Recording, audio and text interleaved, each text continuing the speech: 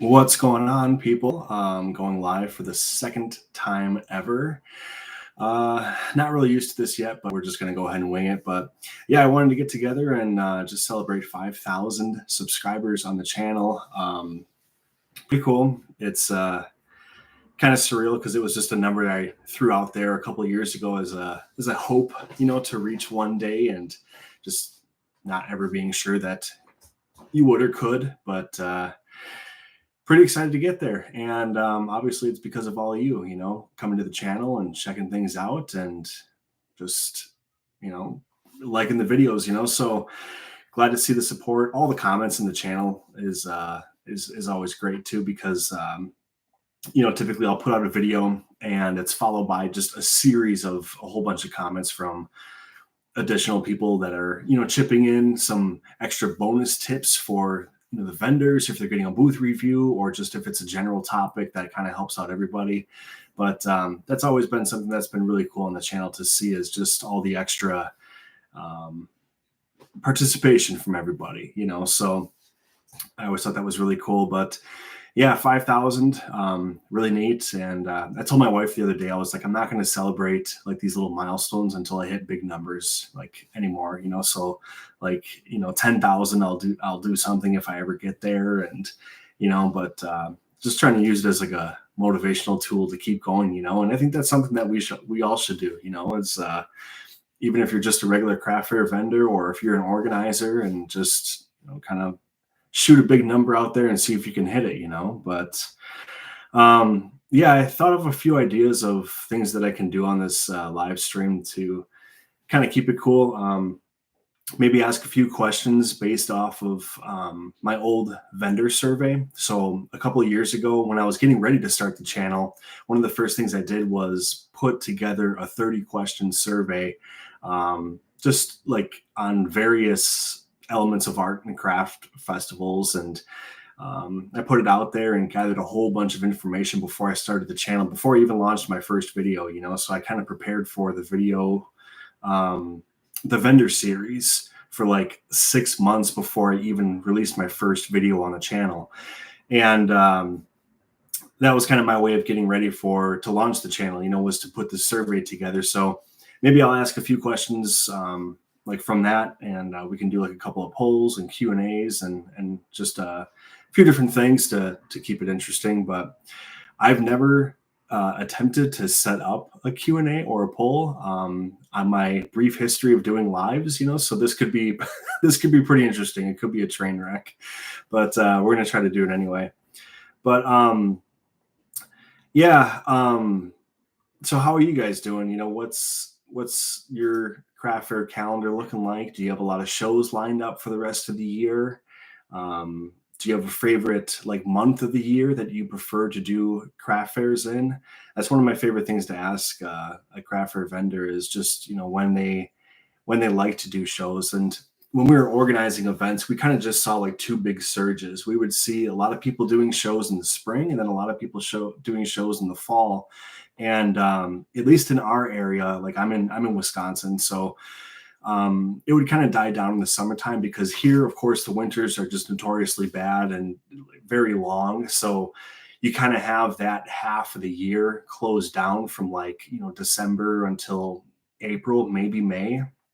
So a lot of families, once it would hit summertime, a lot of people would just go on vacation somewhere, or they would go up north, fishing and camping and hiking and stuff like that. So in the summertime, you'd think that it would be good here because the weather is beautiful, but really it's kind of like it's a little bit of a dry spot. And in this part of the country, it tends to be kind of poor for craft fairs, unless it's an outdoor show, so sometimes that can kind of help. And it's more of like a festival atmosphere, as opposed to, maybe just strictly an indoor craft fair experience. So yeah, that's kind of the thing around here, is like you get the springtime shows that are really, really big. And then of course, fall, it just pops off. You get a ton of craft fairs in the fall, so we're pretty much approaching that right now. So like mid to late September, it starts to really, really ramp up once, kind of kids are back in school and stuff like that. And we're kind of back in that normal routine. But then October and November are definitely the two best months for craft fairs up here. So just kind of curious what other people see in their area. Maybe it's different depending on the part of the country or even the world that you're in. Um, so that's something I kind of wanted to talk about today, was just getting excited for that fall ramp up and seeing what people are doing. But let me go ahead and try to set up a question here, or maybe a Q&A. Let's see. No. Okay, we're going to start with a poll. And we're going to say,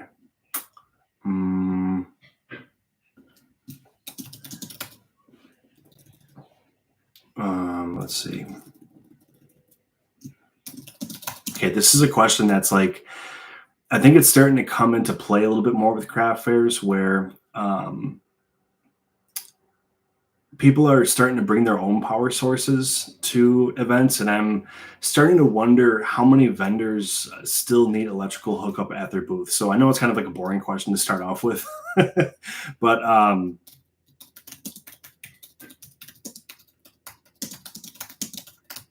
am interested because I see a lot of people. What's going on, Chris? I see a lot of people who are bringing their own power sources to craft fairs now. So it's just one of those things where I think the need for it is starting to die off a little bit. Whether it's people bringing their own power sources or people just going without it entirely. A lot of our mobile devices are lasting longer now. The battery life is improving, so we don't really necessarily have to be hooked up to something anymore. So as an organizer, this was like actually kind of a big cause of stress, because there was a lot of vendors who really needed electrical hookup at their booth. And keep in mind, we organized shows like up until like 2.5, maybe 3 years ago. And we did it for 10 years, so you're going back like a decade and a half at this point where we were organizing shows. And, I think people are kind of being able to have their setups without it at this point, Eva, the only people I can think of that need power, not battery up, are people who sell lights or live on demonstration customization with lasers. Okay, yeah, that's a good point. People that have setups at their booth where, they're actually like crafting something in real time, or they let the shoppers even participate in some instances, that can definitely, require a lot of juice, so that's definitely understandable. But yeah, that's just one of those things I was kind of thinking about as the years go by, just to see if that's kind of dying off and fading away, or if that's still like a really prevalent thing. But some of the facilities that we would organize shows in, we'd actually have like a hard time getting vendors who could go without electrical. Like it was literally like a third of the shows at some point needed electrical hookup. So it was like a substantial portion of vendors who were requesting electricity. And on the organizer side, that can be really tricky too, because sometimes the facility will charge extra for electrical spots. And especially if it's a situation where they have to kind of relocate electrical sources, like if there's drop downs from the ceiling, or if it's an outdoor situation where you're literally running cords all over the place, and that can actually rack up quite a bit of charges on the organizer side. So vendors, if you get kind of ticked off about the electrical fees, that typically is just passed along from what the organizer is facing, because sometimes it can be like really, really substantial charges, so yeah, that's part of where that comes from. Chris says, I bring my own battery powered generator. And yeah, that's of course you see that a lot at the outdoor shows, and it's kind of nice at the outdoor events. You get a lot more space. There's a lot more elbow room to work with. So if you have like a little bit of extra equipment, there's that room to work with, so that's nice with the outdoor shows. We didn't really host too many outdoor elements. We only really had one event where it was kind of a hybrid experience. There were some vendors inside. We had about 40 or 50 vendors that were inside a facility, And then there was a really big parking lot around this building, and we had about a third of that dedicated to outdoor vendors. So that was kind of cool because, vendors could kind of just pick whatever they wanted. And, some liked the indoor experience where, you don't have to worry about any kind of weather obstacles or things like that coming into play. And then, of course, some people like the outdoor experience where, kind of like Chris said, where it's like if you've got extra components of your booth where, you benefit from electrical hookup or whatever, you've got the room to do that. So, yeah, that was kind of cool. I really liked doing the hybrid thing. I don't really know if I'd want to plan a craft. I think just because of the fact of like where I live, the weather is so unpredictable that I think planning a strictly outdoor event would just totally stress me out. Like it would freak me out, because like here, I swear it's like, on a Monday it can be 80 and humid, and then, Tuesday it can be 40 with 40-mile-an-hour winds, and it's just like you never know what the weather's going to do. But yeah, that would stress me out a little bit. I actually had a vendor reach out to me on Facebook. They're a really, really long time follower of the channel. They were like literally one of my first subscribers, and they participated in an event like a week or two ago, and it literally looked like a tornado ripped through the craft fair. I mean, they sent videos of everything, and there was out of probably 100 canopy booths, there was maybe a handful, I would say less than 5, that were still intact. I mean, it was like literally everything got uprooted and torn apart, just all over the place, So at some point, I might make some kind of a video for like securing a booth, because I know a lot of, especially outdoor vendors, they'll set their booth up and then they'll put the canopy walls on overnight and kind of just leave their booth set up so that when they come the morning of the event, everything is just ready to go, And I think a really good video idea would be to do something that's like how to secure your booth and safeguard it against,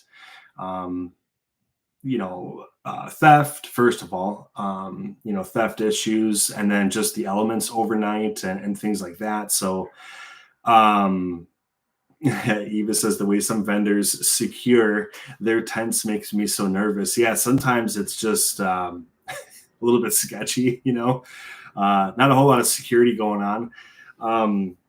But yeah, I think that would be a really cool video idea. It's something that I haven't really touched on before. I haven't really talked about that at all on the channel. Maybe a little bit on the booth reviews as far as like tent weights and stuff like that. But that might be like a nice topic to cover and really research, like take a really deep dive into researching it, and then put a good video out there with, a lot of tips that are, maybe obvious, but then maybe things that aren't so obvious that people can try, so maybe keep an eye on that down the road. But yeah, as far as the channel itself, just looking ahead to maybe like the next 6 months or so, I still have, I think, 5 videos left in the organizer series. So I released 4 videos this past week. And I think that got it up to 13 videos released, and there's going to be a total of 19. So I don't know, I got like 5 left or something like that. The organizer series, it's not viewed well. I mean, a lot of people aren't viewing it just because there's far fewer people who want to actually organize events compared to people who want to participate in them as vendors, so that makes perfect sense, but it kind of it kind of hurts the momentum on the channel, kind of being, this is like my selfish statement, I guess. It really hurts the channel for quite a long time after I release organizer videos. So that's why I'm kind of batching them now and just pushing them out in a week. And then I can kind of get back to releasing the vendor videos, which are viewed by so many more people just because, again, there's a wider audience, And, but yeah, that's kind of my plan moving forward with the organizer series. Is I'll probably just finish recording the last of them, and then I'll release them in 1 week at some point down the road. I can't even tell you like a date. I'm not sure, but the end of it is going to be pretty special though. It's really ramping up to the first half of the series was a little bit dry. It's kind of like you're setting up the business and just doing all the back end and administration type of work. And now it's kind of getting into the more exciting elements where, we're actually talking about the craft fair itself and all the things that happen at a craft fair and the things that, you should be doing as an organizer. So I will say that it is going to finish strong, and there's going to be a lot of really fun things that we can, talk about and discuss. But even if you aren't planning on organizing your own craft fairs, though, I think there's good value in there as a vendor, though, because I think craft fairs are at their best when the vendors and the organizer are on the same page, and clear communication has been exchanged between the two parties, and everything is just kind of laid out, like the expectations are set for each other. And I think that's when craft fairs are really successful, is when everybody's on the same page. So I still think that there's good value in those videos, even if you're not an organizer or potential organizer down the road, so check them out. But yeah, as far as the vendor videos, I do have a couple of really neat videos coming out for vendors. I'd say like in the next month or two. One of them I've been working on like literally all year and just been kind of chipping away at it. And it's based on the booth reviews that I did last year. Okay, so it's going to be kind of like a follow-up video of the booth reviews I did last year. So that's going to be a lot of fun, just to kind of see like, progress that people have made and, little changes that have happened with people's booths. And that'll be really neat to kind of look back on, how far they've come and the evolution of a booth, because I think that's really important too. Like some vendors, they get a little bit like, they want to have like a perfect booth right from the start, but really it's kind of just about making these little improvements over time. And eventually it becomes something really special, Okay, Chris has a question. I have an event upcoming only on Sunday. Do you think it will be okay for people showing up on a Sunday? That's a great question.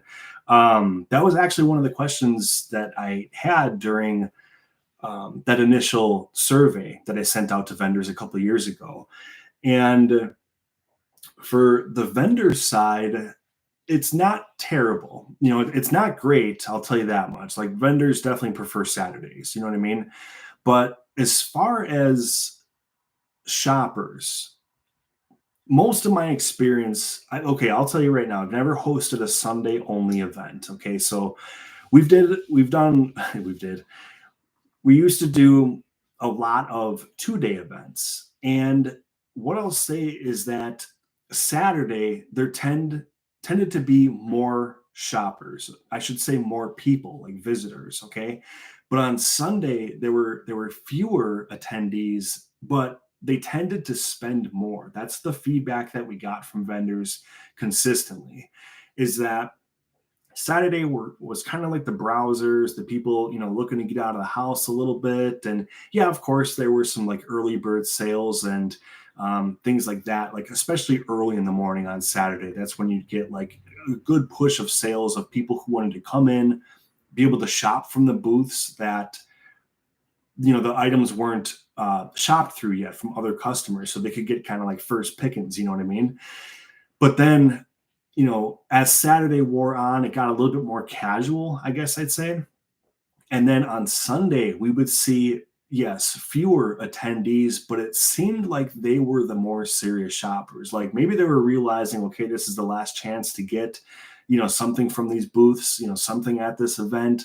And I think the people on Sunday did commit to spending more, the shoppers.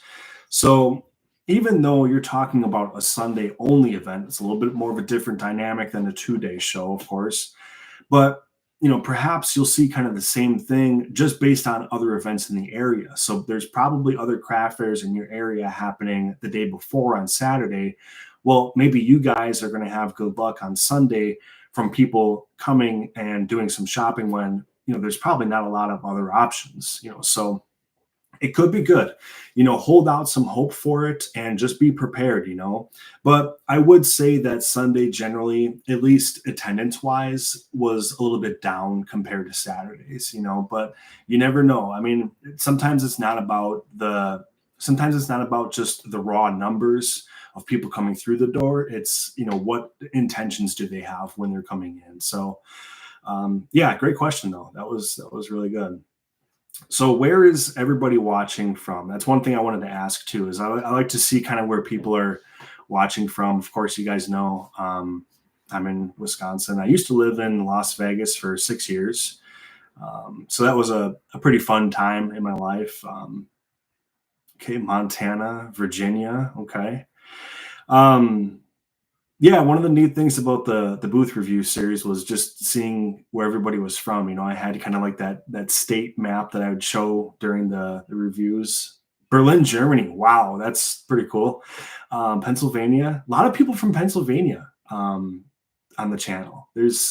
I've had quite a few booth reviews from Pennsylvania, and just interacting with a lot of people from Pennsylvania.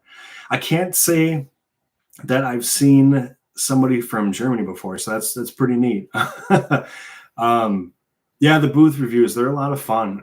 They're a lot of work. They're a lot of work, but they're a lot of fun too. Yeah, it's cool. It's cool because you just get to see, like, you get such the fact that I can like comment on people's booths like this is really neat, because okay, let's face it, when we walk through craft fairs, especially as a shopper, like sometimes when you're participating in a show as a vendor, you just don't have like a lot of time to browse around. But when you're just visiting a show as a shopper, like, we're all doing booth reviews in our head as like an inner monologue every time we go to a show. You know what I mean? Like, we all do it, where it's like, oh, I don't know if I do that with a booth, or that's pretty cool. Like, so just to be able to like record these and release these, like, these inner thoughts is it's kind of a treat. So I'm glad that people like them, and yeah, definitely no plans on stopping the booth review series. As long as they keep coming in, I'm going to keep doing them. So I'm actually working on one. I'm going to be recording one either tonight, probably tomorrow. I have off of work tomorrow, so I'll probably be doing it tomorrow. But really neat booth. It's going to be an outdoor 10x10 booth, and it's kind of cool. It has like a little bit of an interesting layout, because I think the booth was on kind of like a corner of a row, and from what I can tell, there's like two different entrances to the booth. So they kind of have, like, of course, it's a square, you know what I mean, square canopy, and then the items seem to be kind of set up on the back side and then one of the sides, so you can kind of like walk in or through the booth. But it's neat. It's pretty cool. Black canopy sidewall. So that was an interesting choice, because especially in the summertime, that can get pretty hot, pretty hot underneath there. So, but yeah, it'll be cool to do another booth review, and just add that to the list. But yeah, I'm just excited that the channel is still rolling on. It's been a lot of fun, and when I started planning this, I honestly didn't really know exactly how long I'd be able to do it, just as far as like content, like how many ideas can I think of things to talk about with craft fairs. But I think the longer that I have the channel, the more I realize that honestly, there's just so many elements to cover with participating in a craft fair. And I mean, that's just like being at a craft fair, you know what I mean? Like, and there's all the things about, all the various aspects of like things that you can do before a show and after a show, and maybe even outside of craft fairs, things that you can do to kind of keep your business rolling in between craft fairs and things like that. So, and then there's the whole aspect of, I have thought about, you guys have probably wondered about this, but I have thought about doing live in person type of stuff, where I'm kind of recording like on location at a craft fair, but it gets really complicated. I really want to do it, but it gets really, really complicated, because it's like, first of all, I can't be a distraction to like actual vendor shopper connections. You know what I mean? Because again, vendors are there to like sell to shoppers. That's what they paid a booth fee for and all this stuff, you know, and um, I'd have to kind of clear it with an event organizer. I'd have to have vendors who would agree to sacrifice some of their time for me to be there to talk about their booth. And there's just, I want to do it, but when you think about it, there's so many hoops that I'd have to jump through. You know what I mean? So I'm not saying never, you know, because I'd like to, and I think it would be really fun for the channel to kind of see some in-person stuff. But it's tough when you start thinking about it, you know, doing it the right way. It is difficult. Eva, as much as I wanted a color for my tent, a color tent will tint your products. White is best. Yeah, that's an excellent point. Like white it's good for two. I mean, it's good for a lot of reasons, really, when you think about it. It's the coolest, you know. So again, on those hot summer days, you know, it still can get hot in there, but it's not going to be as bad as other colors. And then it's going to cast really nice lighting on the interior of the tent. So if it is a sunny day, you almost get that like glow, that like nice dispersed light. And that can be really nice. And then, of course, like you said, avoiding a color tint, that's really important. You know, I mean, especially if you have things like textile or fabrics or things where, you know, seeing the natural color of an item, that's very important, you know? So yeah, that's a good point. Craft show tours, interviewing vendors and organizers live. I think like if anything would come first between, you know, all the in-person possibilities, I think doing a tour of a craft fair would probably be the easiest.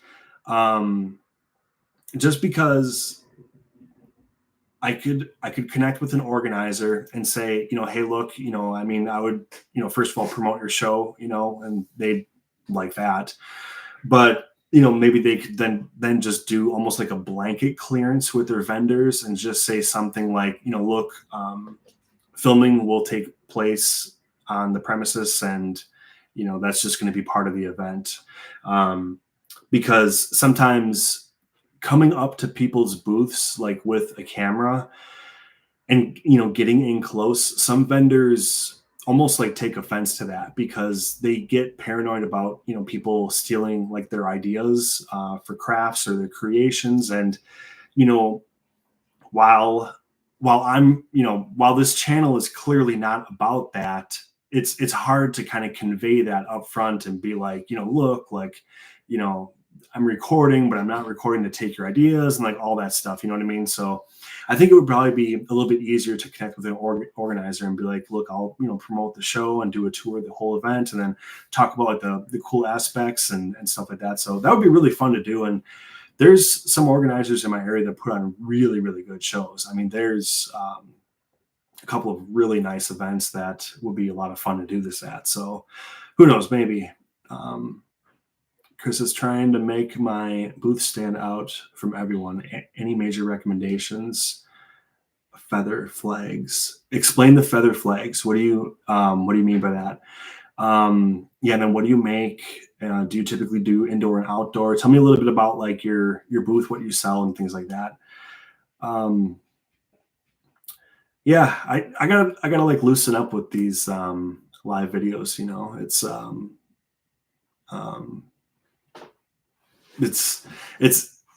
really hard to do because I'm so used to having everything pre-recorded and, you know, not really scripted, but like I'll leave myself basically bullet points when I make my videos, and it just helps me kind of like stay on topic and all that. And, you know, winging it like this, it's it's a little bit challenging for me.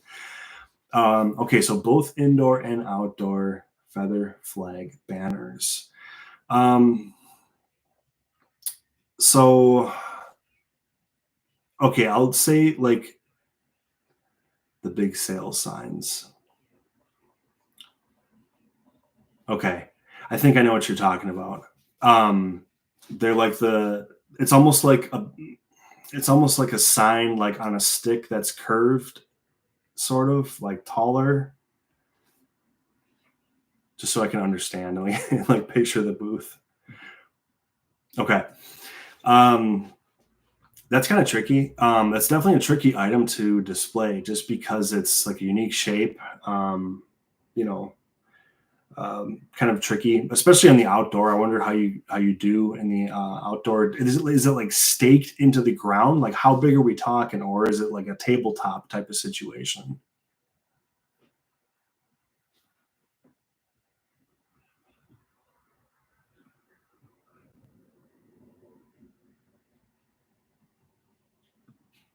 Because you know you could have almost like a setup for your indoor shows and then a setup for your outdoor shows. But I've had vendors too where I was thinking about zip ties to my tent or something, just trying to make my booth stand out from the rest somehow. Well, I think your item in general is different enough and not common, So I don't know if you have to go like super crazy with making the rest of the booth, you know what I mean, look really unique and different just because sometimes the item itself can be a little bit different and stuff that you wouldn't normally see at a craft fair, at least, not in a common sense. So be careful about like overthinking like that too much, you know what I mean? Like where, you feel like sometimes you have to do something really, loud, with the booth. Um, and that's one thing that I would say too is like find balance. So if your items, so like the patterns on your flags, if the patterns on the flags are kind of like muted or neutral or sort of, I guess, in a quieter tone, then that's when you have freedom to amp the booth up, like using some sort of expressive color, maybe even incorporating almost like a neon or something like in your logo and your table runner, something like that. But if your flags have a lot of personality and they are a little bit loud visually, then that's when you want to keep the tone down on the booth. You don't want both of them to be completely amped up because then everything is kind of competing with one another. So like if your booth is really high energy, like the canopy and all that. Um, oh, okay, I get you. All right. Okay, I thought that's like literally like what you were crafting and selling. What do you make and what do you sell? Tell me that. Um, but yeah, that can be like a cool idea. Sometimes you'll see that where people will use that as a banner to help draw people in, especially in an outdoor show. I think those are really cool. I like those types of flags, and I think that can be a little bit of an eye catcher. On an indoor show, I don't know how well like that would do. You know what I mean? Um, kind of 50-50 on that because like that's almost like an item that you would associate with like an outside experience, like that type of um, those curved flag banners. Um, so maybe for the outdoor experience, but maybe on the inside, maybe just like a stick with like a typical banner, either behind the booth as a backdrop or something hanging off the front of a table or something a little bit more chill, I guess.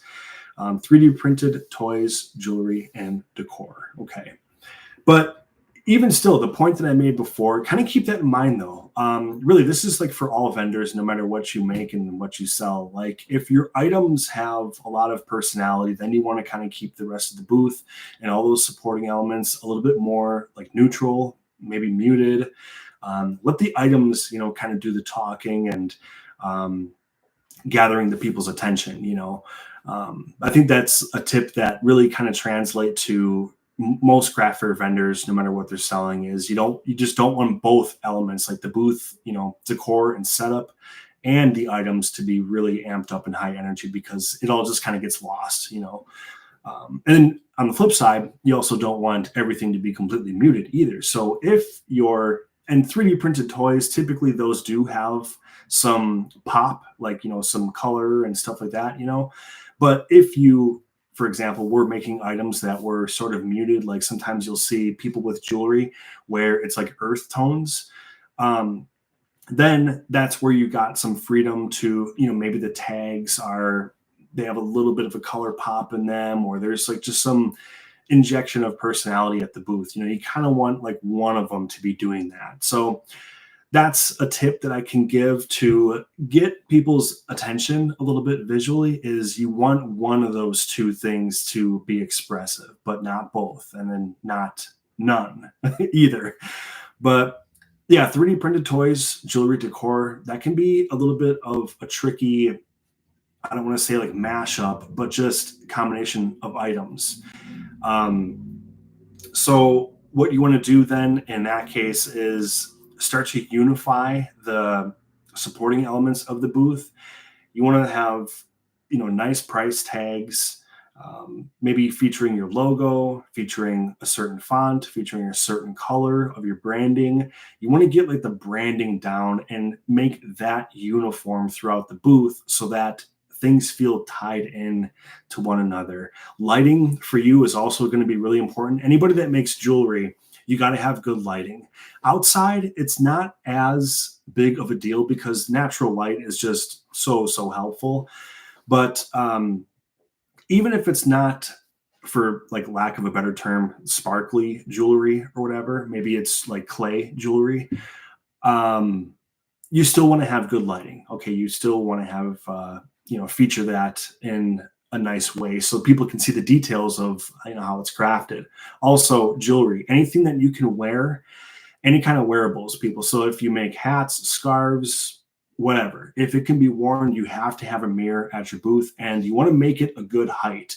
I talked about this in one of the booth reviews where, and actually this is going to be shown in the booth review coming up, the one that I'm about to record. They have a mirror at their booth and it's a perfect height because it's up, and it's like when people look at it, it's at least like dead on with like their head level, if not maybe even a little bit up.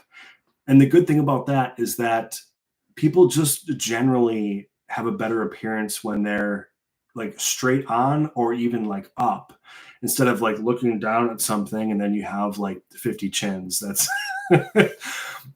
if you saw that booth review, you know exactly what I'm talking about, because I took a selfie with myself looking down and I had like 50 chins. So yeah, if you have a mirror at your booth, always, you know, place it up high. It's like in some way, you know, some people will have it just kind of propped down on the table and angled up. And yes, while, you know, you can see yourself looking down at the mirror, like you're not going to have a great appearance looking down. People just don't, you know. So that's just one of the tips that I like to give for people that make jewelry and stuff like that, and anything that can be worn, you know, is just have a mirror and have it at a good height. So, by the way, just circling back to this poll, let's see, we've got a handful of votes, and 83% of people say they do not require electrical hookup at your booth. So 83%, so that's pretty good. So as an organizer, that would not have me concerned. You know, like we started to get concerned when it was about 75%, you know, to 25% or lower, you know. Like if more than a quarter of people require electricity at their booth, like that's kind of troublesome for an event organizer, you know, so that can create some issues. So Eva said, I'll get a hanging mirror because my table mirror is terrible. Yeah, you know, like, well, I mean, I should say, you know, first of all, the fact that you've got a mirror, that's good. That's step one, you know, so you're halfway there. You know, some vendors don't have the mirror at all, and that can hurt them, you know. I mean, even if you have earrings or something like that on a card, you know, people being able even to just kind of hold them up or whatever and see, you know, that goes a long way, you know. So yeah, just try to put yourself in the shopper's shoes. You know, like if you were walking into a booth, like what would help you? Like what would kind of convince you and push you over the edge to make a purchase, you know? So it's really important to kind of just take a step back. Like sometimes we're like as a vendor, it's so easy to just be fully ingrained in what you're doing and your setup, that you kind of forget to take a big step back and put yourself in the shoes of an unbiased perspective. You know what I mean? Somebody that's just walking into the booth, and what is their experience shopping in the booth. So um, that's a practice that you always want to try to do every now and then. Maybe a couple times a year, analyze your setup and try to do it as unbiased as you can, and listen to people's feedback. That's one thing I say to people too, is sometimes shoppers at craft fairs are literally the worst people ever at delivering feedback, and they do it in such a ridiculously harsh way. Like they feel like they can just get away with saying whatever they want, and they do. You know what I mean? So, but it's important to listen to all feedback. Even if people have ridiculous comments, like if you hear a bunch of people consistently saying the prices are ridiculous or that's way too much, it might, the comments might tick you off, and it might be like, whatever, just go somewhere else, but after a while, if it's consistently being said, and if your sales are struggling a little bit, you might have to actually start to take a look at it and see, like, okay, maybe there is something to this. And what can I do to improve the prices? Maybe it's not always about dropping prices. Maybe it's just about getting more efficient with your materials or your time, or maybe the back end, where you're kind of lowering your cost on the back end so that you do have a little bit more wiggle room with your prices. But just consider all feedback, even the feedback that's rude. Just don't take it personally. Don't let yourself get put in a rut for the rest of the day and blow all the opportunities that you have with other people. But listen to what's being said and see if there actually is some kind of, good point or substance to it. So, but yeah, one thing I wanted to talk about today was the big announcement. It's kind of funny because, okay, when I put that teaser out a few weeks ago, I don't know if you guys saw that, where I just put literally September 23rd out. I was talking about Crafting for Profit Camp, because today is the first day that everybody who's participating in this event, today's the first day that we're okay to talk about it, to actually start announcing it and putting it in, email blast and all that stuff. And it's just so happened that I hit 5,000 subscribers 2 days ago. So I was like, okay, well, I might as well just, kind of hop on a live and talk about, both things. So, Eva, that's awesome. Glad you're going to be coming for that, because, it's going to be amazing. Like, I'm not trying to like hype it up just to hype it up, but there's a reason why, like, some of the largest YouTubers in the craft fair space are coming to this. You know what I mean? Like, I'm microscopic compared to some of these people. Like, there's it's being run by Angie and Corey, two gals who have independently their own like massive followings. I mean, literally like 500,000 subscribers or something like that between the two of them. And it's just going to be really special, So everybody's got different topics too. So we all picked different topics, like something that we felt really, really confident about. So some people's areas of strength are kind of on the back end side. So social media promotion, email marketing, all of like the back end type of stuff, even like taxes and pricing and spreadsheets and that organizational type of stuff. And then other presenters are more skilled with the in-person experience, how to communicate with shoppers, tips on setting up your booth, especially for a holiday show, where holiday events can have a little bit of a twist to them when it comes to the booth setup, because of the time of year, some certain precautions you might have to take, because everybody's wearing giant coats and they have scarves, and maybe just the look of the booth changes a little bit with a holiday show. The items certainly change for a holiday experience. So that's another big thing. But there's 15 presenters and there's at least 23 videos that I know of. And the videos in themselves are going to be tremendous. And then there's a ton of bonus resources that people have put in and freebies too. People are giving away like crazy items in this. So what I'll say is that last time they did this, there was 29,000 attendees, 29,000 people signed up for Crafting for Profit Camp the last time they did this. And that was about a year ago. And I think this is probably going to be the best one yet, So there's a link in this video description to check out the details of that. And it's going to be held October 10th, 11th, and 12th. But the nice thing is that with the All Access Pass, that's the link below in the description. Of course, you have access to it on those dates in October, but it's an online virtual event and everything is pre-recorded. So you'll have access to everything for a full year after those dates. Okay, so even if your work schedule or something doesn't work out with those dates, you should still definitely sign up for it because you're going to have access to all those materials for a full year and it's going to be worth it. It's definitely going to be worth it. Let me catch up on these comments. We've got quite a few comments here.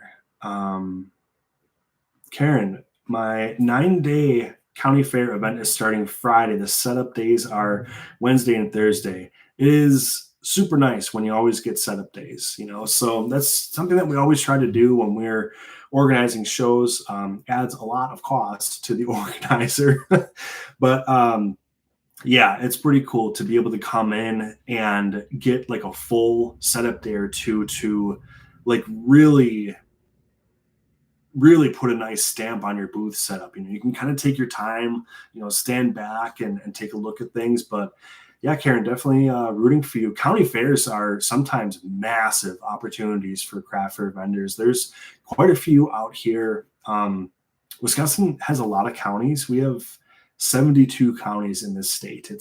We're like a mid-sized state, but there's like a ton of counties, so it's pretty cool because like all summer long, like if you drive 15, 20 miles in any direction, there's probably a fair going on somewhere, so some of these events can be really, really big, you're going to get a lot of foot traffic. And yeah, okay, not everybody is there for the crafts experience, you know what I mean? But as far as exposure, like the county fairs sometimes are hard to beat. I mean, there's going to be tons of exposure opportunities. So bring all those business cards, hand a whole bunch of business cards out, do all you can, Appreciate your channel. Hopefully it will be a great show. Appreciate you. And yes, hopefully the show is completely awesome for you. Okay, so far I exclusively do Christmas markets, hope to branch out next year. That's pretty common though. That's a pretty common move for craft fair vendors where, they kind of get their feet wet with that, really busy time of year leading up to Christmas. And then if they're starting to feel more confident, they start to branch out. Springtime is, like I said before, springtime is kind of like your next option. But then again, you are in Germany, so that's a pretty far ways away. And I'm not sure if you get that kind of like, spring push and then summer lull and then fall to winter push that we get here. It'd be interesting to kind of learn a little bit more about that. Eva, started my craft fair journey in March. Super looking forward to the holiday markets. If you're going into your first like holiday push, it's going to be awesome. Like just make as much inventory as you possibly can because you're going to need it. Like I would say the absolute sweet spot is probably from like maybe first to second week of October until maybe about the 10th of December. After that, it starts getting a little bit too close to Christmas and it dies off. You know what I mean? So I would say probably like October 10th to like December 10th. That's like your sweet spot where it's just gonna go off. Chris, excited for our downtown harvest event. It's the biggest event of the year. We had to get approved by a jury. Okay, cool. That's exciting to, get into a juried event where you're starting to establish credibility if you're getting into, a juried show. So that's exciting to see. And yeah, harvest shows. Oh man, that's like I said, that's where it's at. Those are the ones you want to be in. So definitely rooting for you. Karen is in North Carolina. Booth is only an 8x8, but we'll be fine. Going to use a tent frame for structure and string LED lights on, but will not use the canopy. Don't want to close it in. Excellent. Very, very good. The days are kind of getting shorter, so the sun is going down a little bit earlier every day now. And as you kind of get into those later afternoon hours, the lights are going to look nice on your booth, and that's going to be kind of like a charming element that hopefully attracts people in. So good move. I really like that. Christmas markets are huge. My main event this year gets around 25,000 visitors, and that's a small market. Year round, it's hard to find the right markets. Yeah. That's, it's easy to find like one or two go-tos, right? Where it's like, okay, like, kind of like Chris was talking about, like where there's the Harvest Festival and it's like the one event, like you want to be in that one, but sometimes it's a little bit tough to identify those ideal events to sprinkle throughout the rest of the year that are going to be good for you, so attend as many as you can, visit as many as you can as a shopper, chat with the vendors, and even chat with the organizer a little bit if you happen to meet them at a show, but kind of shop around, experience it as a shopper. Look for some red flags, see if you can identify some red flags where maybe there's a bunch of booths missing, where there's like gaps in booths where vendors aren't showing up. Maybe attend the event like later in the day where maybe you show up for like the last hour or two of the show, see if there's a whole bunch of vendors who are packing up early. Not a good sign. Okay. So kind of hang around till the end of the show and you can see sort of the mood and the vibe of the room. You know what I mean? So that's a good tip, is to scout shows in your area, check them out later in the day. Everybody's excited in the morning, right? So like it's hard to come to the craft fair in the morning and judge it, because it's like everybody's pumped up. They've worked so hard and for so long to be there. Everybody's inventory is full and stocked, and that's a tough time to evaluate the vibe of the vendors. You know what I mean? So do it later in the day as opposed to early. Karen and I have over 10,000 worth of crafted items. That's good. That's good. If you sell out, kudos to you. That's a good market. Yeah, but great comments, you guys. This is awesome. I should probably do this more often because you get more of like a laid back atmosphere, and you get a little bit of a discussion between the people, and that's really cool. Yeah, check it out. See how things are going, and find some shows that you like, and even start like a show calendar. So like one of the things, I have like the Etsy shop with like the craft fair resources or whatever, and one of the things that I have on there is an event scheduler, an event calendar. And even if you make one on your own, like some kind of spreadsheet or something like that, even for scouting purposes, it's kind of nice, like, because it's easy to lose track of this stuff, just to lose track of the details of what you liked about a show, what you didn't like. If you typically do a lot of shows, sometimes they start to blend together, and it's like, oh wait, was like the cool part with that show, or was it with the other show? And it all starts to blend together a little bit. So yeah, just be organized, with everything that you do. Be intentional with everything that you do. And yes, it takes time. It's a big investment of time, but it does pay off. I mean, being able to have your own research to look back on is so much more valuable than the feedback of others, because you don't know how their feedback is going to correlate with your booth, your products, your setup, your personality. Like, so much of that stuff is hard to translate from person to person. You know what I mean? So I think that's one nice thing about the booth review series too, where like we can take a look at a booth, and yes, it's somebody else's items, it's somebody else's setup, and it's all their choices. You know what I mean? But we can take a look at it like objectively, and we can look at things that hopefully translates to other things, and we have to stand back and look at it like unbiased and just completely objectively. Eva has a question.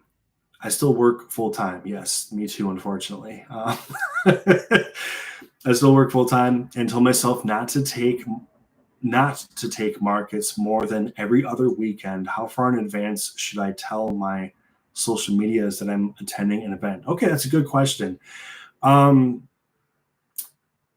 I would do it in multiple phases. Okay, so generally okay, let me kind of back up. All right. So we're in September right now. Okay.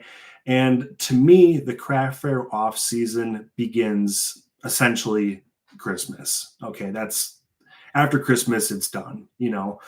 Um, what you want to do is you want to try to have all of your next year's events booked by the time you participate in your first event of that year. Okay, so if you're going to do spring events and if you're going to do fall events and then kind of holiday events for each year, you want to try to have all that stuff booked like January, February. So by the time you hit your first spring market, your calendar is locked in. You're good to go. The reason why you want to do that is because you want to announce that you're participating in shows like staggered. You want to do it well in advance, particularly for the shows that sell tickets. Okay, so if it's like a paid event that attendees have to pay to get into, they have to buy tickets. Typically, there's some kind of perk. Okay, maybe there's like an early bird special where they get an early access before non-advanced ticket holders, or maybe they get like coupons at booths or certain raffle tickets, or there's usually some kind of perk, okay, of buying tickets to a craft fair early as a shopper. So snag those people, get their attention right off the bat. Be like, hey, look, I'm at this big premiere event. There's going to be tickets sold. Here's the perk that you get. And, commit to coming to this awesome event because it's going to be great and there's going to be a ton of vendors. So do that post well in advance for all of your big premiere events that sell tickets. Then when it comes to like your free events, that's when you can do it like a little bit more casually. Do that leading up to the show. But regardless, you always want to have like a post well in advance and then a post leading up to the show. And that I would say is probably like 10 days to 3 weeks tops. Okay, because that gives people plenty of time to look at their work schedules. If they want to go with their friends, maybe they, like swap shifts with a coworker or something. That gives them enough time to kind of like work that type of stuff out of actually planning the logistics of coming to the craft fair. So like 10 days to 3 weeks is like the lead up. And then of course you want to do 2 more posts, I would say at least, the night before. Okay, so the day before, be like, look, tomorrow I'm going to be here. If you happen to forgot, that you were interested in this or whatever, come to the show. I'm going to be here tomorrow. And then the day of the event, once your booth is fully set up and before shoppers come. Okay, so there's like a little window there. You should have your booth like set up, looking really nice right before the doors open for shoppers. Take a really nice picture or video or something, and then do one final social media post and be like, today's the day, all set up. Here's the booth. It's awesome. If you're doing any kind of specials, that's, of course, when you want to announce that, probably the day before too. The specials, I wouldn't really announce like the couple of weeks before. I'd probably just do that for like the day before and the day of post. But yeah, if you're doing any kind of deals at your booth, any special items, stuff like that. So really far in advance, a couple of weeks before the show, day before the show, and then day of the show. So you're talking like potentially four different posts for one event. So I know that was like a 10-minute answer for one question. So that's typically how it goes for me. When I record my videos, you guys, it's horrible because I'll record like 2 hours worth of stuff and I have to edit it down to like 40 minutes. It's absolutely ridiculous just because I explain things like in the longest winded way possible.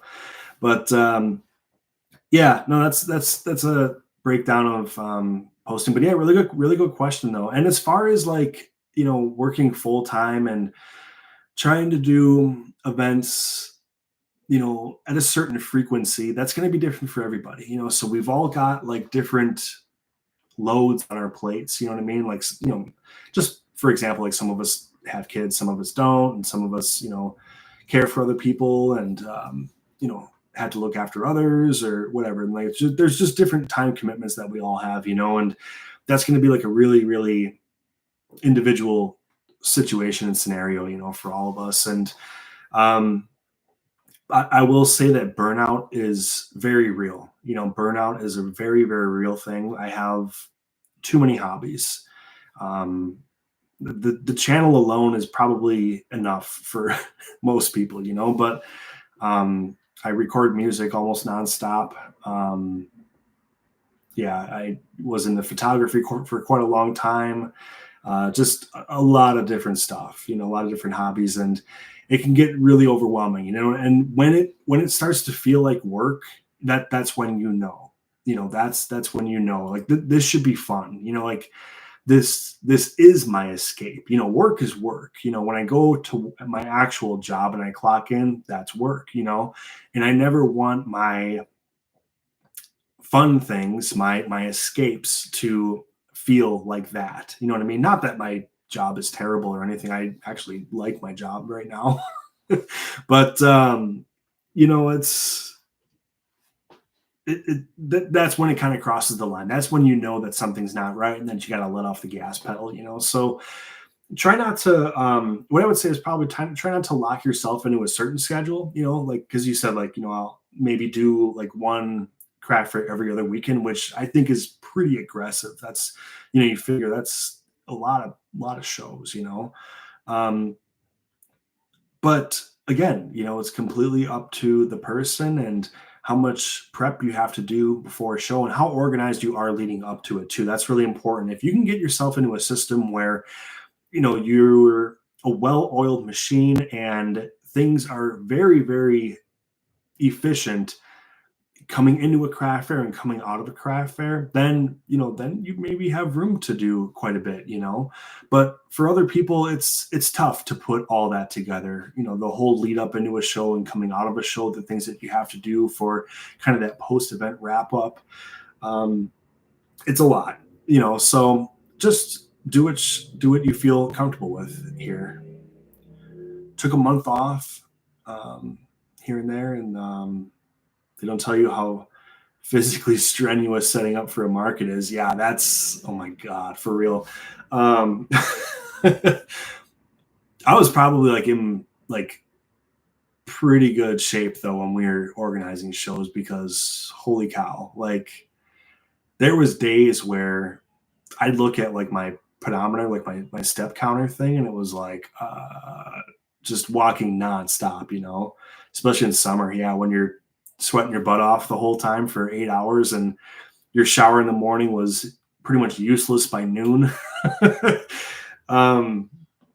Yeah, that's definitely true. Like that's one of the biggest things with new craft fair vendors that I think they just don't know about yet, is like how much it really is. I mean, because the mental prep of preparing for a craft fair is also physically exhausting. It's like it totally translates to the physical side, because we all do it. Like we start pushing our nights a little bit later, we start cutting an hour here and there off our sleep, and it totally has an effect on your physical feeling. And then when you actually get to the craft fair and you have to, like Karen said above when she was talking about the county fair, where you have 2 full setup days and then a whole weekend show.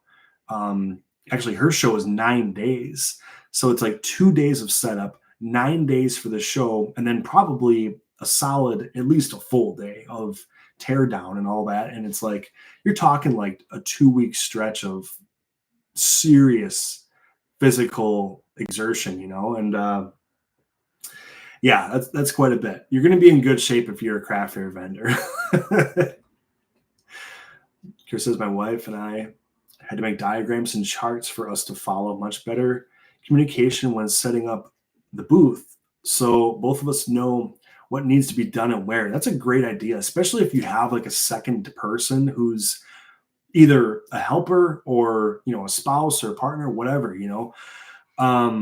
that's a great idea to pretty much have like a checklist, just knocking things out and staying on track so that one, you don't forget anything. And then two, it's probably going to make the day more efficient and give you guys a little bit more energy throughout the day, just because you weren't kind of like, oh, what do we do next? So that's, yeah, really cool. Great idea. And arnica, is it arnica or the cold? I have to bring insulating mats to stand on, or my feet would feel like blocks of ice. Yeah, for real. Like it's getting to be about that time of year right now here where outdoor craft fairs are like that. We have outdoor craft fairs here until pretty much right up until Halloween, and that's pretty dicey. Like once you start getting to mid-October, our mornings get really cold here. There's been tons of years where we've had snow and kids are trick-or-treating, trick-or-treating in the snow. And it's always kind of a bummer because you can't see kids' costumes because everybody's just wearing their winter jackets. So, but yeah, we can get really nasty weather here too, and 4 a.m. all week, prepping, pricing, etc. Wow. Well, just do yourself a favor and get yourself sleep. Go into it just well rested and prepared, and try to behave with the sleep schedule and snacks, water, all that stuff. Good shoes, right? And yeah, Eva agrees. Chris, great idea. Yep.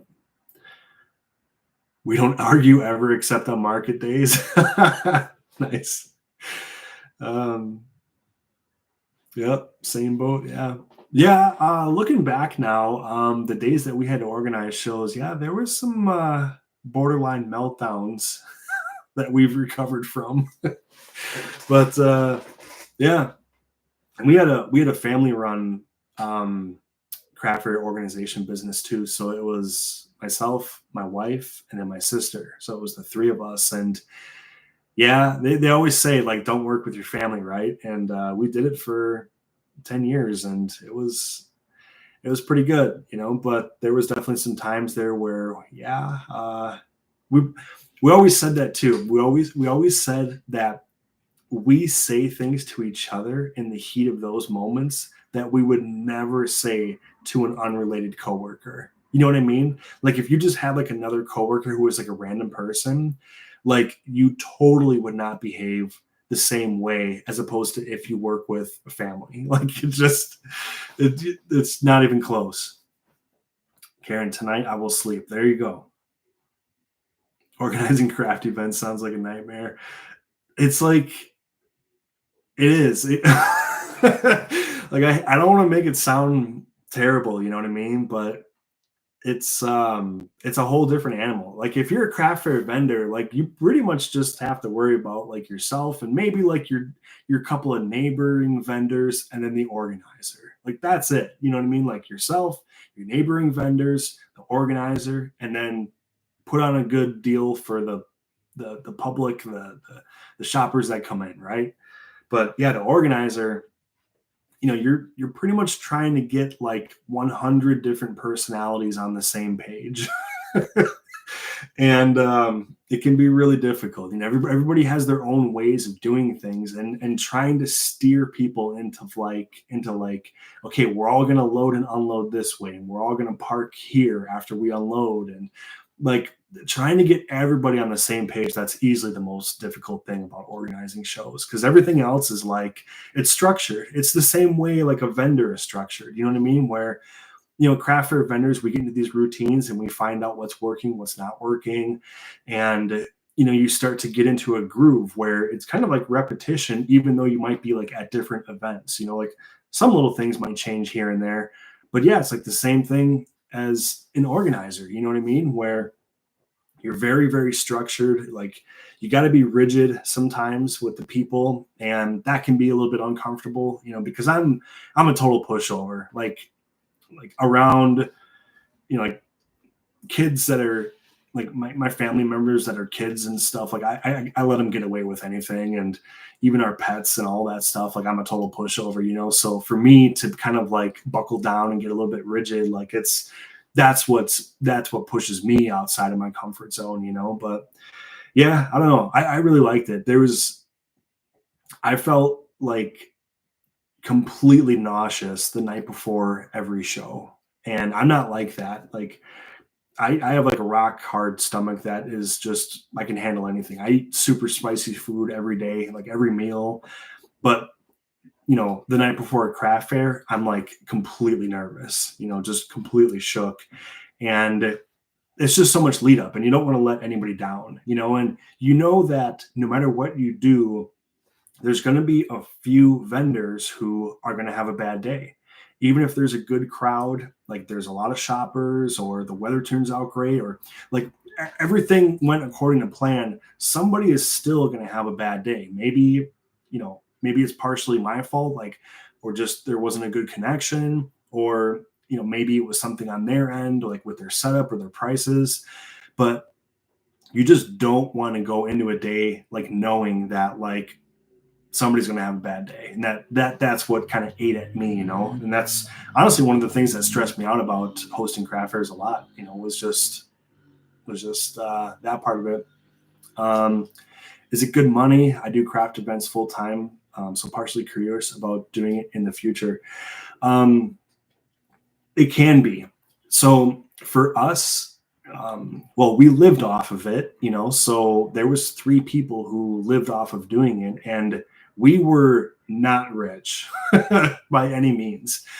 Not at all. You know what I mean? But it was 3 people splitting everything, so if you're doing it solo and maybe you get volunteers that can help you out at the shows with just like the general stuff, like helping vendors load in or helping them, like in the parking lot, guiding where to park and stuff like that. If you can get volunteers, great. Or even if you have to kind of pay people to do certain things for a day, where say you have an admission booth, and you charge an admission fee at the door. Well, maybe you pay somebody to handle that so that you can be free to, mingle with the vendors, see how they're doing, things like that. But anyways, yeah, the money, it's for one person, it would be crazy potential. If you're able to do it solo, like you can do really, really well, booking craft fairs and being a craft fair organizer. To be sustainable, you have to be extremely organized. I mean, bad attendance days are going to happen every now and then. Maybe the weather's crap, or maybe there's just something that's kind of like out of your hand. But yeah, it can be really good, really fruitful. But it's a lot of work. It's year round.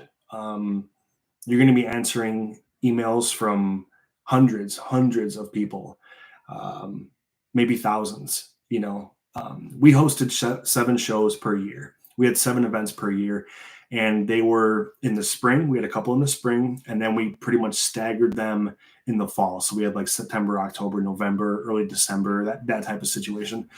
And so we spaced them out so that, none of the shows were on top of one another. So that was a big tip. And it gave us enough time, enough of a buffer to come off of a show, do everything that we had to do for post-event wrap-up. There's a lot of loose ends you got to tie up, and that'll be discussed in the organizer series coming up. But then also that, ramp up to the next show. You got to have like a couple of weeks buffer there, and you got to be ready for that. So, but anyways, as far as like financially, if you have an event that charges an admission fee at the door, I mean, essentially there's unlimited potential. I mean, if we always partnered with a local charity or a foundation, so we would split admission fees at the door. So that was kind of like our way of giving back to the community and partnering with a local charity or foundation. A lot of times we would do like animal shelters or fundraisers. That was a big thing. Sometimes it always doesn't have to be like a monetary thing. You can have like a toy drive at your event, or your school supply drive was always really, really nice. Those are the kind of things that make you feel good about hosting events, getting all those people together for truly like a good cause. But yeah, if you charge an admission fee, I mean, you can do really well as an organizer, but you have to be sure that you're never gouging. You know what I mean? Either party, okay? Because basically you're going to have potential income from the attendees, the shoppers, and you're going to have, of course, the income that you get from the booth fees from the vendors. You want to make sure that you're not gouging either party, okay? You want to make it fair, you want to make it reasonable and attractive to not only come to the event, but participate in it potentially as a vendor. So you got to keep your booth fees in check. You want to kind of stagger them appropriately to what the facility costs are. So that's going to be like your biggest operating expense is your facility fee. And then your next biggest one is your marketing. From there, you're probably not going to have too many expenses. So calculate what you're going to have for your facility fee, calculate what you're going to do for your marketing, and go from there. And you can start to get an idea of what you can reasonably make at a show. But you should probably have that calculated before you commit to doing an event. You never want to like go into an event, like book it and then be like, well, let's see how much I can make. Like you kind of want to have like an idea ahead of time so that it's like worth doing. Because like I said, if you announce a show, we basically announced our shows a year in advance. We would host an event and say it was like the inaugural event. We did annual shows, by the way. Say you hosted a show, we always wanted to have the next date reserved when we were hosting this year's event, so that if there were vendors participating that we wanted to have come back, we already wanted to have that date reserved and that date in place and an application in hand to give to them on the spot so that we could like essentially be making money nonstop. You know what I mean? So that's a big tip too, is you always want to have that cycle going so that you can keep on bringing those vendors back that you like.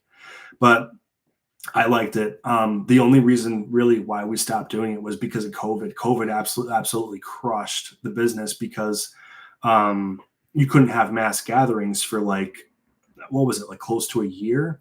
And because we live in a state where there's so many different counties, each county had its own rules and regulations where you could have people come in a crowd or you couldn't, and it just became extremely complicated.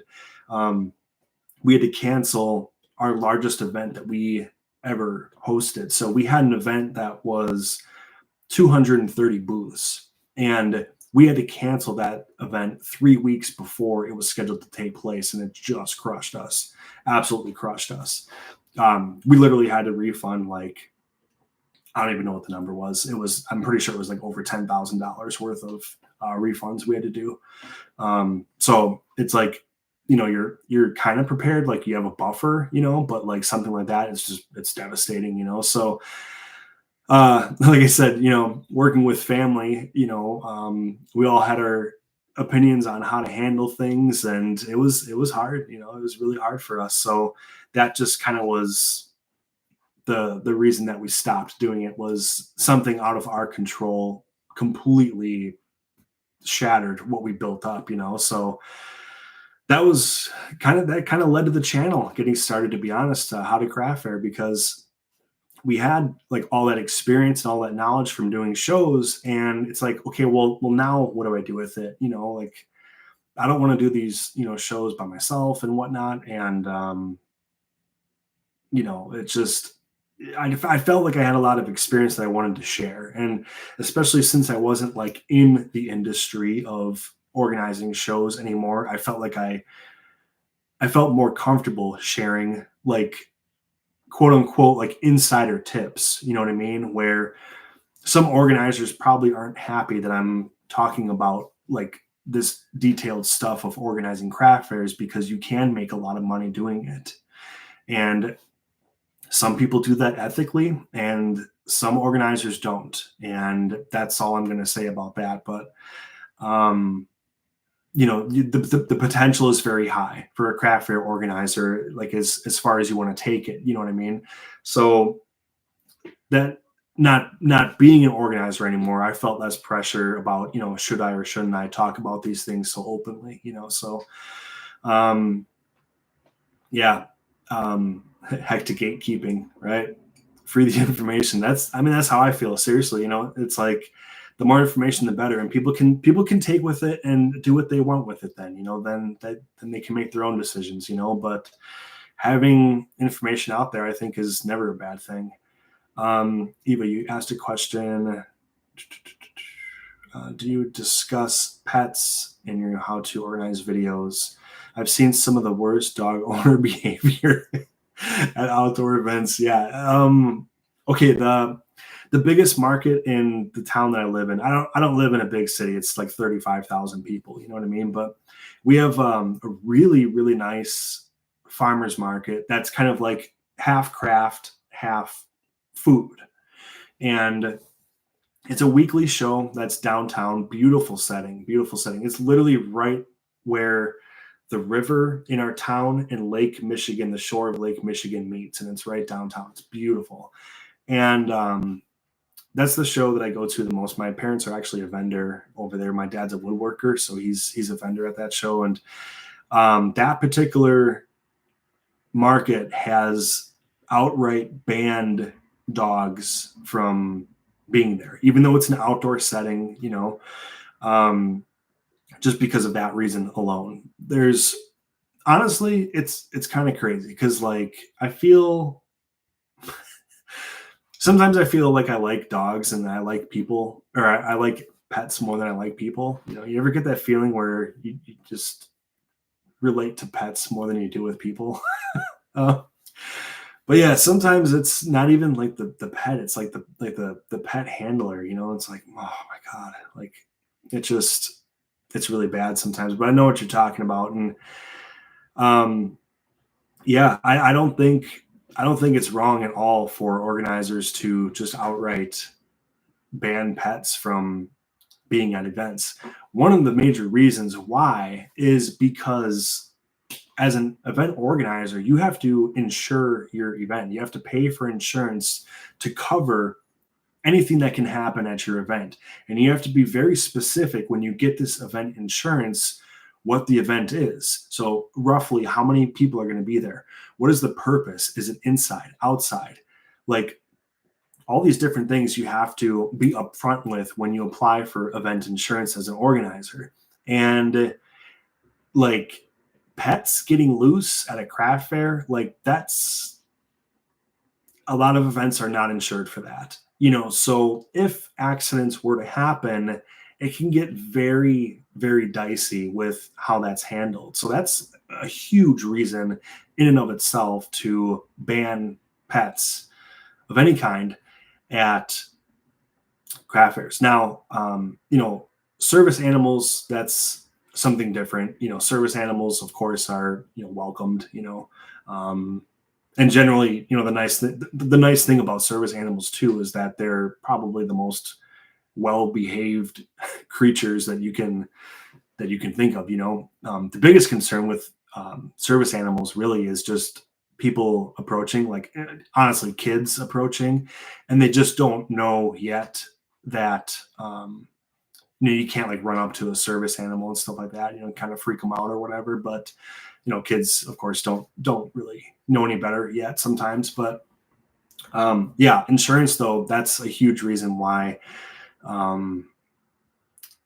pets can be really, really difficult at a craft fair. We actually, just kind of a quick little side story, we had a spring event at a great venue, really nice staff.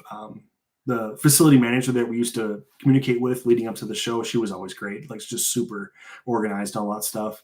And we had a vendor who reached out to us, wanted to participate in the event, and she had emotional, well, no, they were in training. So they weren't certified yet or whatever, but they were emotional support rats. And I guess they were going to be in a stroller that they made for them. And we had to explain that like our event is not so my wife just told me to tell the rat story. Yeah. So we had to explain that our event is not insured for rats to be at the event, and she got super mad.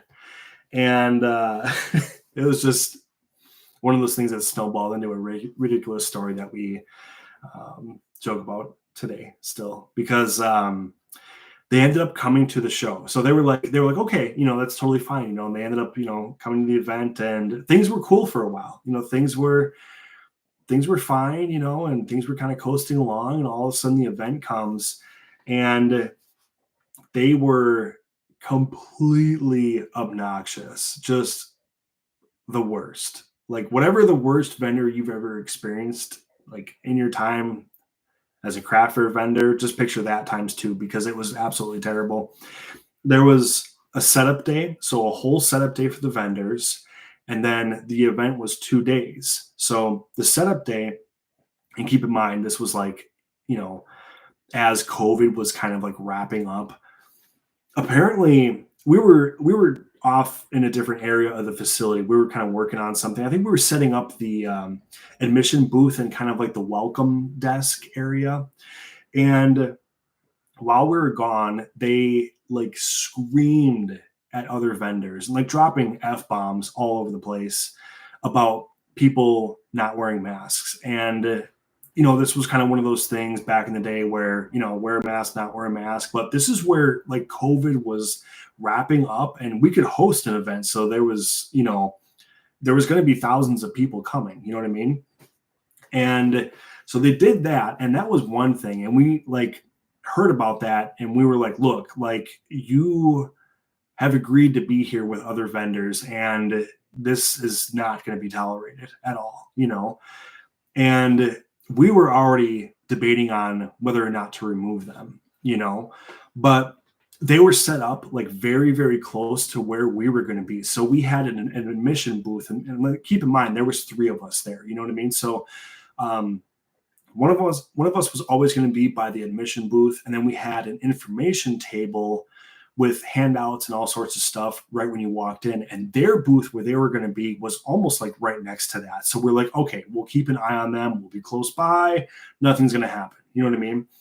And so then later on, they were next to this other vendor who made these, I don't even know how to describe it. They were like these trees, and they were like twisted metal, and it turned into a tree. It was like beautiful and really, really intricate, nice work. You know what I mean? And at some point, apparently they bashed into their table.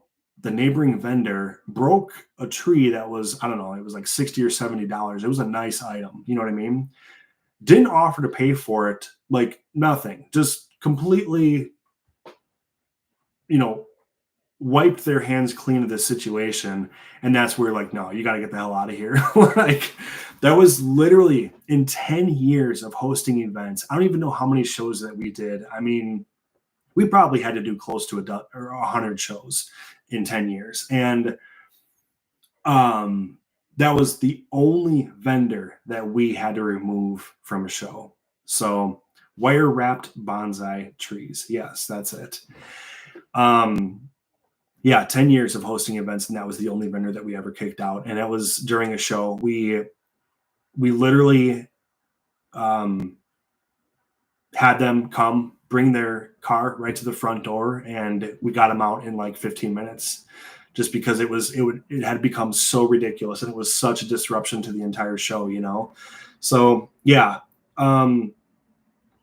organizing events, Chris mentioned this earlier, sounds like a nightmare. Like that kind of thing, super rare. I know that like as vendors, sometimes you'll be in the vicinity of another vendor who is not the greatest. Maybe they're doing something that's kind of like inconsiderate, like maybe they've gone a little bit over the border between booths, or maybe they're playing music at their booth that's kind of like killing the vibe around them or something. But it's a whole nother thing when people are literally just destroying other people's property and not paying for it. So yeah, that was a heck of a time there with them.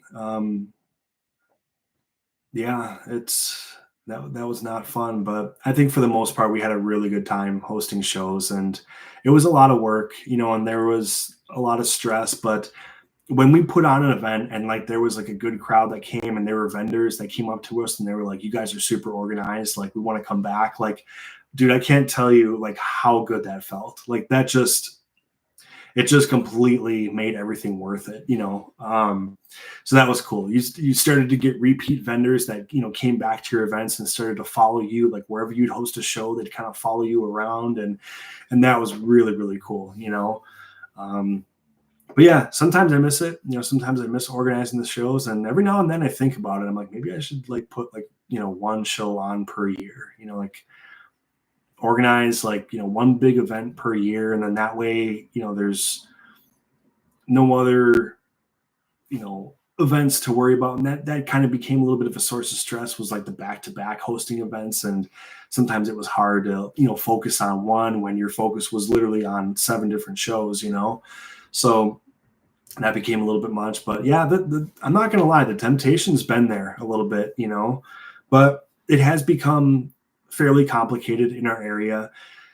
Craft fairs are regulated in a local manner, as far as, well, even vendors, you guys know this, where maybe there's like certain tax forms you have to fill out in certain locations for certain shows, or permits or licenses in order to be a craft fair vendor. Well, it's the same thing on the organizer side, and even a little bit more intense, because you have to kind of work with the city on things that might happen at your event. So more of like precautionary measures sometimes. Like for instance, if you have food vendors, you have to make sure that everybody's food licensing and permits are up to date. And there can even be either surprise or announced inspections that are going to take place at the show, for food vendors or otherwise. So it can be fairly complicated. And I think as the years have gone on, at least our state has gotten a little bit more strict with the prep and the lead up. It's not as freestyled, and it's not as kind of loose as it used to be. So I think some of that is, maybe some of that's like going back to COVID, kind of precautionary with having so many people in one area. But I also think that some of it's kind of unfortunate, because it's just a money grab from the state to get more tax revenue, find an event to gather more money on, collect tax revenue from the organizer and the vendors and stuff like that, So, but yeah, I've been rambling on here for an hour and a half already, and I don't know if you guys are sick of listening to me ramble on, but yeah, I just want to say, 5,000 is a big number, and I there was a lot of times where I kind of daydreamed about it, and I didn't know if that was going to be realistic, and definitely not done, definitely not finished. There's so many other things I want to do on this channel, and videos I want to make. I want to keep doing the booth reviews as long as they come in, and help people in any way that I can, just either rely on information that, we've gathered throughout the years, and combine it with as much research as I can do on particular topics, and share it, and whoever said it earlier, I think it was Eva, said, sharing is just, really important. It's important to share the information and just get it out there, and people can make their decision on how they want to handle it. And and all that stuff. And maybe some of it applies to you and maybe some of it doesn't, but it's good to put it all out there. So yeah, I want to keep the channel going for as long as I can and keep this train rolling. But I'm really excited about, Crafting for Profit Camp. If you haven't heard me talk about it before in this video, there's a link below to check it out. You can at least check out the details of what's going to all be entailed in Crafting for Profit Camp, the holiday edition.